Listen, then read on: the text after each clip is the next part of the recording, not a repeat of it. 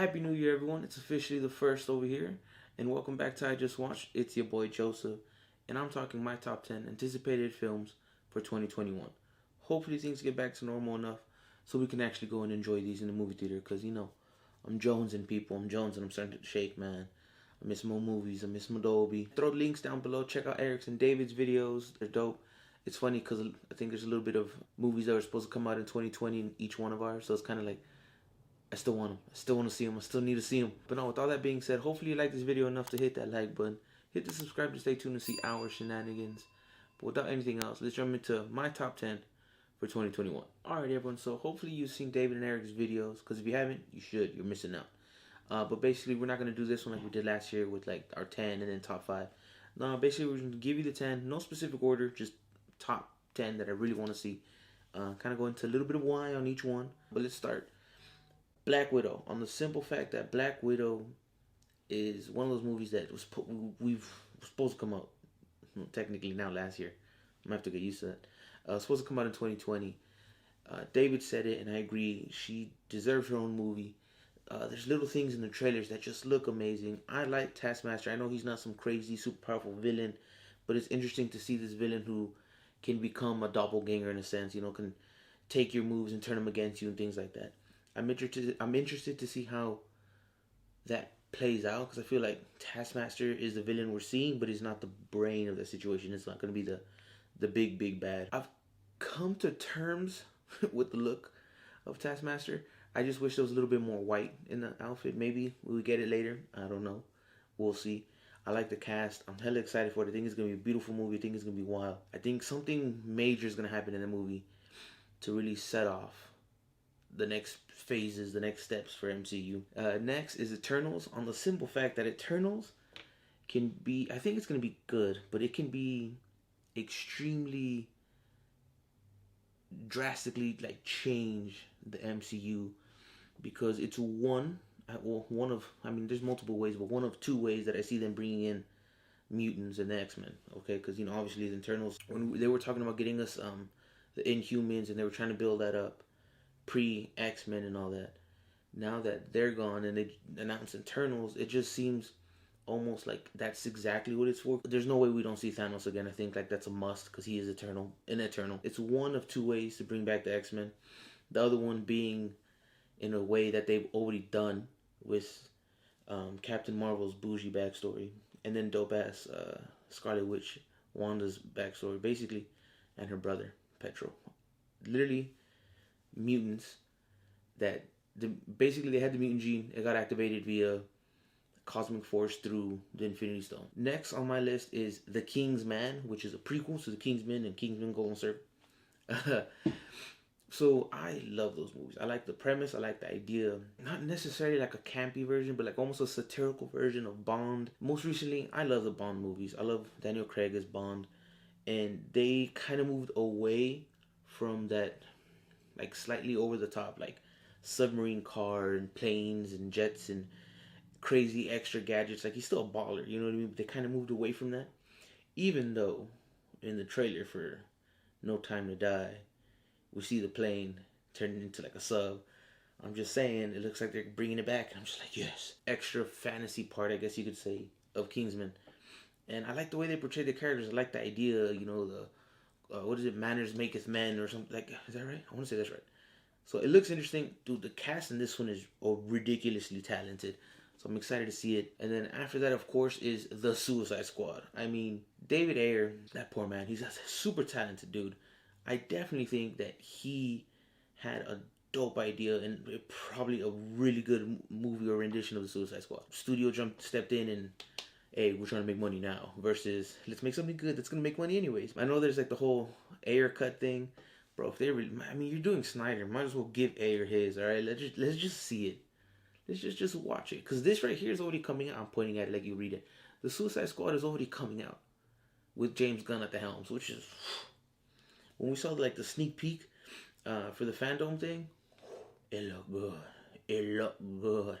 If you saw Erick's and I's reaction to it, you can see me lose my shit when I see Margot Robbie's Harley Quinn's outfit. I'm like, I have been preaching this outfit since day one. Dune would be next. I did not see the movie from the 80s, 82. I have never read the books. However, I did Google some information, knowing that it's like spice. There's a spice that like the most precious thing in that universe is this certain spice that's found on that planet with all the sand and the giant ass effing sandworms. But on top of that, the cast is wild. Again, just the first trailer, it just looks crazy. I'm just like, this looks fantastical, and I mean that in every way. Like the thing is gonna be beautiful. Excited to see that. It really, let me phrase, I'm excited to. It's one of those like, I feel like these movies you don't see, you experience. Next on my list is Venom: Let There Be Carnage, aka Venom 2. I enjoyed the Venom movie. With it, it's nothing against Tom Hardy. It's nothing against like any of the actors, actresses. None of that. It's really just like, I know it's Venom because the character's name is Venom, but in the design is as close to Venom as it could get. But my issue comes down to like, I'm just a huge fan of Venom. So like Venom's character is created or birthed through this huge saga that he has to deal with Spider-Man. And then on top of that, pretty much every symbiote we saw in Venom's movie like already existed simultaneously, and they made Venom some bitch ass symbiote where most of those were just his forced children. They weren't some other symbiotes that existed. Those were like forced offspring. You know what I mean? That's how you get Carnage. That's how you get Riot. That's how you get Phage. That's how you get Scream. Like that's how they're like Venom. Pump out babies. Woody. So I'm excited to see him as Cletus Cassidy.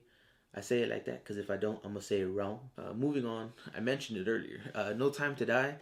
Because I love Bond, alright? I love those movies, grew up watching them. Sean Connery was the man, bro. Rest in power, homie. And like I said, man, it looks like they're sprinkling in some of that classic Bond shit. So, they're in the trailer, you see this plane turn into a sub. But you know what? Moving on. Mortal Kombat, baby.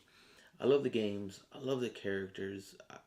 I'm interested, and I love how they're kind of did like a soft reboot with 9, 10, and 11 for the games. More so, let's be honest. Let's talk to the Mortal Kombat from the 90s. It is a horrible movie. But damn if I don't love watching it, alright? Like that first one, it pops up on Netflix. I'm like, okay, play. Like, I'm gonna watch it. I love that movie. It screams I was made in the 90s in all the worst ways, which is probably why I love it. But, and then they made Annihilation, you know, because they've casted characters, and in my head I'm like, those characters don't show up to like 2 or 3. Hold up. But then I'm like, you know what, James Wan, that's my boy. I love the dude. The dude creates greatness. I know he's on top of this. I know he's attached. I know at the very least, because he's involved, at the very least it'll be good. Godzilla versus Kong. Was a king to a god, was a god to a non-believer. Dude, hell yeah, I'm excited for this. First things first, Godzilla King of Monsters was a of a movie. It was beautiful. I liked the story. I loved how they included stuff they weren't afraid to give you, like the backstory of these characters. Ghidorah was from space. Thank God. I was so worried. I like how Ghidorah became King Ghidorah in the movie. Thought that was genius. I like seeing the kaijus and monsters at the end. It's interesting because, for the most part, they show you ones we knew, ones we recognize, and then they kind of sprinkle in these other ones like they did with the Mutos from the first one. So they sprinkle in that too. And I'm just excited to see where this movie goes, because I know a lot of people didn't like Kong Skull Island, but I enjoyed it. I don't think it was great, but I enjoyed it because I liked the way Kong looked. I liked the fact that Kong wasn't even King Kong. He was just, Kong Jr.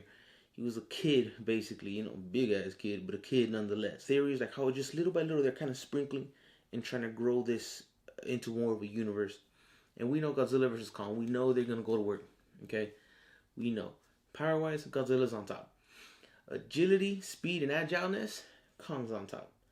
But we know that they're going to clash. And we know while they're clashing, some other douche, some monster over there is going to be like, ha ha ha.